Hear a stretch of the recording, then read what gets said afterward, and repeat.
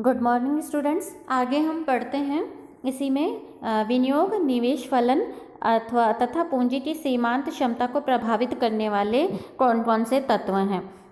जैसा कि आपको पहले ही बता चुकी हूँ मैं कि निवेश जो है आपके पूंजी की सीमांत क्षमता और ब्याज की दर से निर्धारित होता है।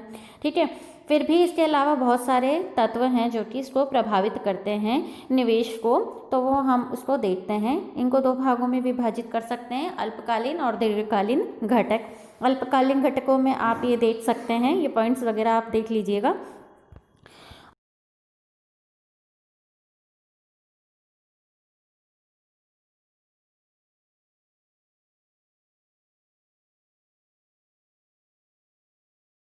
वर्तमान स्टॉक आवश्यकता से बहुत ज़्यादा है, तो उसके कारण अर्थव्यवस्था में क्या है, अतिरिक्त अथवा निष्क्रिय उत्पादन क्षमता बनी रहेगी। ऐसी स्थिति में क्या होगा कि निवेश नहीं होगा। अगर मान लीजिए ऑलरेडी प्रोड्यूसर के पास में पहले से ही प्रोडक्शन हो रखा है और डिमांड बढ़ भी जाती है, तो वो क्या करेगा, जो अतिरिक्त उत्पादन उसके पास में पड़ा हुआ है उसी को यूज ले लेगा। ऐसी परिस्थिति में वह और आगे इन्वेस्टमेंट नहीं करेगा।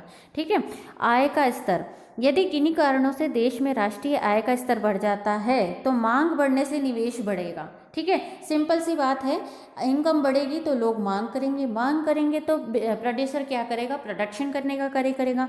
तो इस प्रकार निवेश अपने आप बढ़ेगा और राष्ट्रीय आय अगर कम हो जाती है तो निवेश भी आपके कम हो जाएगा। नेक्स्ट है व्यावसायिक प्रत्याशा अथवा आशय।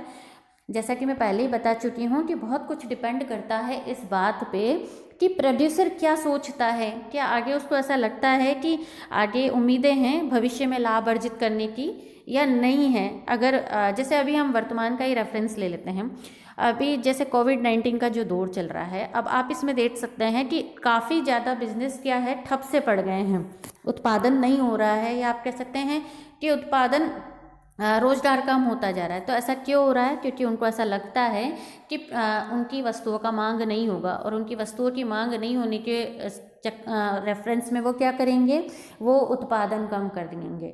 तो यह उनकी जो ये प्रत्याशा है, एक्सपेक्टेशंस है कि कोविड-19 के चक्कर में ऐसा नहीं होगा, तो ये कहीं ना कहीं यहाँ पर लागू हो जाता है। आप इसको किसी भी चीज़ से ले सकते हैं। कभी भी अगर युद्ध की परिस्थिति है, या आप सोच लीजिए मंदी का टाइम है, तो मंदी के समय में भी क्या होगा कि प्रोड्यूसर ज़्यादा उत्पादन नहीं करेगा, क्योंकि उसे पता है कि मार्केट में अगर वो वस्तु लेकर भी आ जाएगा तो उसकी मांग नहीं होगी तो उसको नुकसान होगा, तो वह इन्वेस्टमेंट क्यों करेगा। नेक्स्ट है उपभोक्ता मांग। जब अर्थव्यवस्था में वस्तु और सेवाओं की वर्तमान एवं भावी मांग में वृद्धि का रुख होता है तो निवेश की प्रेरणा बढ़ती है, और इसके विपरीत वर्तमान और भावी मांग दोनों में गिरावट हो रही है तो निवेश की प्रेरणा घटेगी। नेक्स्ट है तरल परिसंपत्तियां। जिस अर्थव्यवस्था में निवेशकर्ताओं के पास तरल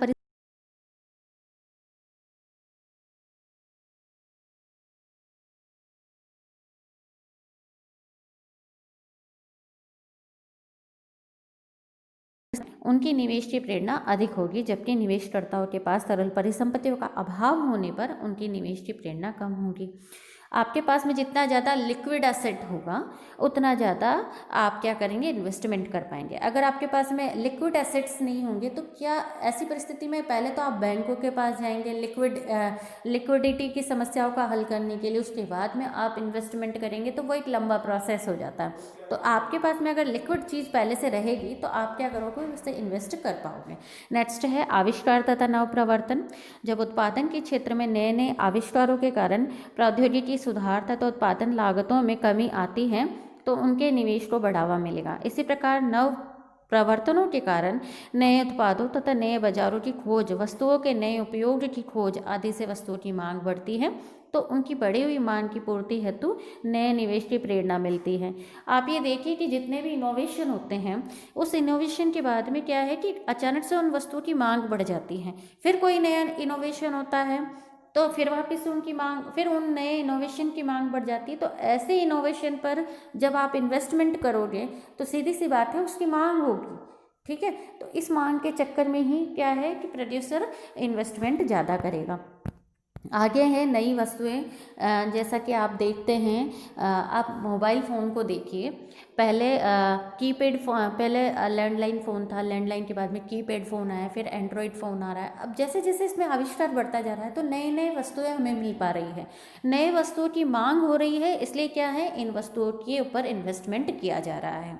ठीक है, तो नए जितनी ज़्यादा नई नई वस्तुएं आप लेकर आते हैं तो उसका कहीं ना कहीं वह निवेश को प्रभावित करता है, इन्वेस्टमेंट उस तरफ शिफ्ट होना स्टार्ट हो जाता है। नेक्स्ट है लागतों एवं कीमतों का भावी व्यवहार। जब अर्थव्यवस्था में किन्हीं कारणों से लागतों में घटने और कीमतों में बढ़ने की प्रवृत्ति होती है तो निवेशकर्ताओं की लाभ अर्जन की प्रत्याशाओं में वृद्धि अधिक निवेश की प्रेरणा देती है। अगर मान लीजिए प्रोड्यूसर को ऐसा लगता है कि कोई भी वस्तु का निर्माण करने में उसकी कॉस्ट कम बैठने वाली है और उस वस्तु से मिलने वाली कीमतें अधिक है, तो ऐसी स्थिति में वह क्या करेगा, वह ज़्यादा निवेश करेगा। नेक्स्ट है दीर्घकालीन तत्व। दीर्घकालीन तत्व में उन शेष तत्वों का समावेश किया जाता है जिनका प्रभाव निवेश पर तत्काल ना पड़कर लंबी अवधि में पड़ता है। ठीक है, दीर्घकालीन तत्व आपके हैं जैसे जनसंख्या की वृद्धि दर। जनसंख्या में तीव्र गति से वृद्धि निजी क्षेत्र अर्थव्यवस्था में पूंजी की सीमांत क्षमता में वृद्धि द्वारा निवेश को बढ़ाती है। जब क्योंकि जनसंख्या में वृद्धि की दर अर्थव्यवस्था में सभी प्रकार की उपभोग वस्तुओं और निवेश वस्तुओं की मांग में वृद्धि करती है। नेक्स्ट, नए क्षेत्रों का विकास। अर्थव्यवस्था में नए क्षेत्रों के विकास की प्रक्रिया प्रारंभ होने पर उनमें बड़े पैमाने पर निवेश करने की प्रेरणा बढ़ेगी। जैसे परिवहन, विद्युत उत्पादन, सिंचाई साधनों का विकास, कृषि क्षेत्र में विकास योजनाओं तथा उद्योग एवं आवास क्षेत्रों के विकास आदि सभी क्षेत्रों में विकास की प्रक्रिया तेज होने से निवेश प्रेरणा बढ़ेगी। नेक्स्ट है वर्तमान निवेश की दर। अगर अर्थव्यवस्था के विभिन्न क्षेत्रों में निवेश की वर्तमान दर ऊंची हो तो उनमें निवेश बढ़ने की संभावना अपेक्षाकृत नीची रहती है, किंतु वर्तमान में यदि निवेश की दर नीची हो तो अर्थव्यवस्था के विभिन्न क्षेत्रों में अधिक निवेश की संभावनाएं प्रबल होगी। नेक्स्ट है सरकार की आर्थिक नीतियाँ। सरकार की नीतियाँ भी काफ़ी कुछ प्रभावित करती है कि निवेश होगा या नहीं होगा। यदि सरकार उत्पादक कार्यों पर ऊंची दर से प्रगतिशील करारोपण करती है तो निजी क्षेत्र के निवेशों में बाधा उत्पन्न होगा, और इसके विपरीत यदि सरकार विभिन्न क्षेत्रों में निवेश को प्रोत्साहन देती है, करों में छूट देती है, सब्सिडी देती है, तो सरकार के क्या है, ये सारे निवेश को बढ़ाने के लिए अच्छा वातावरण तैयार करते हैं। इसी प्रकार अगर मान लीजिए सरकार किसी उद्योग को बढ़ाने के लिए इलेक्ट्रिसिटी फ्री देती है, लैंड देती है, ऋण देती है, ट्रांसपोर्ट की फैसिलिटी देती है, तो उस क्षेत्र में क्या है, निवेश की मात्रा अपने आप ही बढ़ जाएगी। आगे हैं राजनीतिक परिस्थितियाँ।